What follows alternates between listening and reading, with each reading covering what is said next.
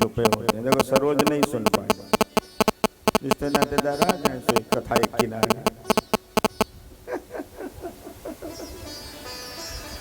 अरे बिटिया आए, उसको बढ़िया चाय पिलाना, बढ़िया खिला, लेकिन कथा अरे बड़े मुश्किल से आई, हम समझ। अब हम फिर से बता रहे, इतनी बढ़िया बात सरोज को दोबारा, आप लोग भी दोबारा सुन लीजिए, कितनी बढ़िया बात है ये। आपको शायद हम ये तो नहीं कहते कोई नहीं बताएगा, लेकिन बड़े मुश्किल से ये बातें कोई बताता है। कथा कहता है, कहाँ ये महीन बातें बताने की फुर्सत किसी को है। समझिए, मैं निवेदन कर रहा था कि भीतर भाव बनते हैं, हृदय में भाव बनते। किसी का प्रेम कहाँ बना? भीतर, और वहीं से ये हवा निकलती है, हृदय से ही हवा आती है, और हवा मुंह से निकलकर कहाँ गई? मुरली को। और मुरली में इन्होंने ऐसे ऐसे जो ही हवा मिली और उंगलियों से दाबा तो स्वर बने, आवाज बनी, गीत बना। तो वो गीत कहाँ से निकला है? देखने में लगता है मुंह से हवा निकली है, लेकिन वो हवा हृदय से आई है। सरोज, भाव हृदय में बनते हैं। भगवान ने कहा यदि किसी को अपने हृदय के भाव बताने हैं तो केवल मुरली ही वो वाद्य है जिसमें भीतर के भाव निकलकर हवा के रूप में दूसरे के साथ संगीत बनकर जुड़ जाएंगे। इसलिए हम दूसरा वाद्य स्वीकार नहीं करेंगे, हम मुरली ही बजाएंगे, क्योंकि मुरली के द्वारा हम दूसरे तक अपने भावों को पहुंचा सकेंगे। सरोज, समझ में आ गया?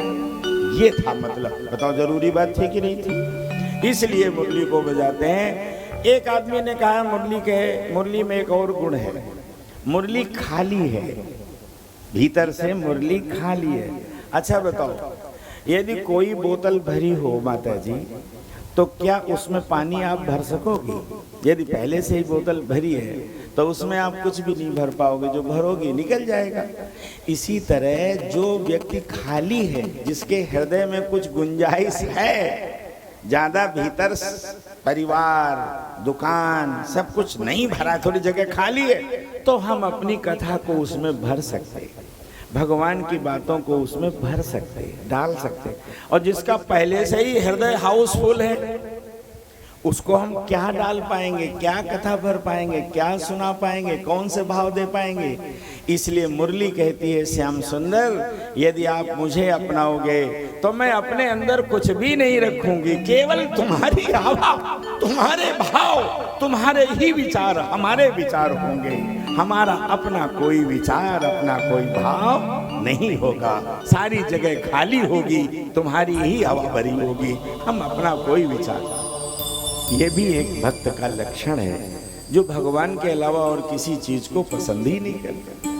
महाराज, किसी ने कहा कि मुरली को, जो गोपिकाओं को यही सबसे बड़ी ईर्ष्या रहती है कि मुरली की बहुत सेवा करते हैं, ऐसे ऐसे पैर दबाते हैं और मुरली के ऊपर हवा करते हैं, और जब मुकुट हिलता है तो गोपिकाएं कहती हैं, आरती उतारते हैं, देखो ये मुरली को छाती पे चढ़ा रखा है, सर पे चढ़ा रखा है।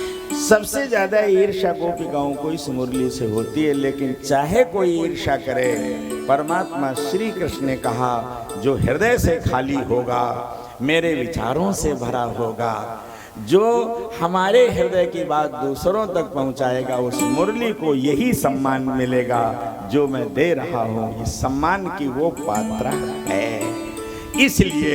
इसलिए मुरली को भगवान स्वीकार करते हैं। अब सुनिए, इसी मुरली को भगवान ने बजाना शुरू किया। जमुना जी का किनारा, दृश्य देखिए, जमुना जी का किनारा, कल कल कल कल ध्वनि करती हुई यमुना बह रही है, शीतल मंद सुगंध पवन प्रवाहित हो रही है, रात का समय है और सुंदर वातावरण, जरा सा भी, और सुंदर उस वातावरण में परमात्मा श्याम सुंदर ने गोपिकाओं को बुलाने के लिए मुरली बजाई। सुनिए जरा।